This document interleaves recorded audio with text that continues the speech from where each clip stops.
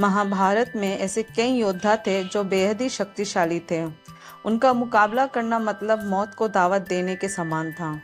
ऐसे ही एक योद्धा थे पांडु पुत्र भीम। कहा जाता है कि भीम के अंदर 10,000 हाथियों का बल था। लेकिन क्या आप जानते हैं कि एक साधारण मनुष्य की तरह दिखने वाले भीम के अंदर इतनी शक्ति आई कहाँ से?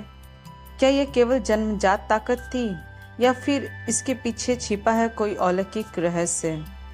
यकीनन इस रहस्य के बारे में बहुत कम ही लोगों को पता होगा। तो फिर आइए जानते हैं।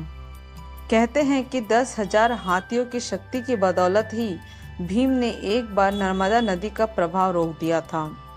भीम के अंदर इतनी शक्ति आने के पीछे एक रोचक किस्सा है। आइए जानते हैं उस किस्से को। कथा अनुसार भीम बचपन से ही काफ़ी शक्तिशाली थे। वो दौड़ने में, निशाना लगाने में या कुश्ती लड़ने में, सभी खेलों में धृतराष्ट्र के पुत्रों यानी कौरवों को हरा देते थे। हालांकि उनके अंदर कौरवों के प्रति कोई द्वेष नहीं था, लेकिन दुर्योधन के मन में भीमसेन के प्रति दुर्भावना शुरू से ही थी। तब उसने उचित अवसर मिलते ही भीम को मारने का विचार किया। दुर्योधन ने एक बार खेलने के लिए गंगा तट पर शिविर लगवाया और उस स्थान का नाम रखा उदक क्रीड़न। वहां खाने पीने से लेकर खेलने कूदने तक सभी व्यवस्था की गई थी। दुर्योधन ने 5 पांडवों को भी वहां खेलने के लिए बुलाया और एक दिन मौका पाकर उसने भीम के खाने में जहर मिला दिया। जब भीम ये विष भरा खाना खाकर बेहोश हो गए, तब दुर्योधन ने दुशासन के साथ मिलकर उन्हें गंगा में फेंक दिया। भीम मूर्छित अवस्था में ही पानी के रास्ते नागलोक पहुंच गए।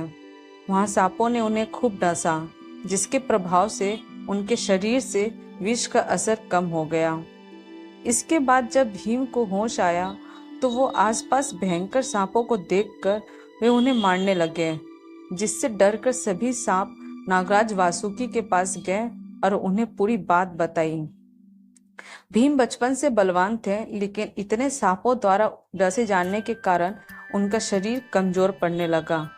इधर सारी बातें जान लेने के बाद नागराज वासुकी आर्यक नाग के साथ खुद भीम के पास गए। वहां जाते ही आर्यक नाग ने भीम को पहचान लिया। दरअसल आर्यक नाग भीम के नाना थे। इसके बाद वो भीम को अपने साथ नागलोक ले गए। वहां उन्होंने नागराज वासुकी से भीम को उन कुंडों का रस पिलाने की आज्ञा मांगी जिसमें 1000 हाथियों का बल था। बाद में नागराज वासुकी ने इसकी आज्ञा दे दी और तब भीम 8 कुंडों का रस पीकर एक दिव्य शैया पर सो गए।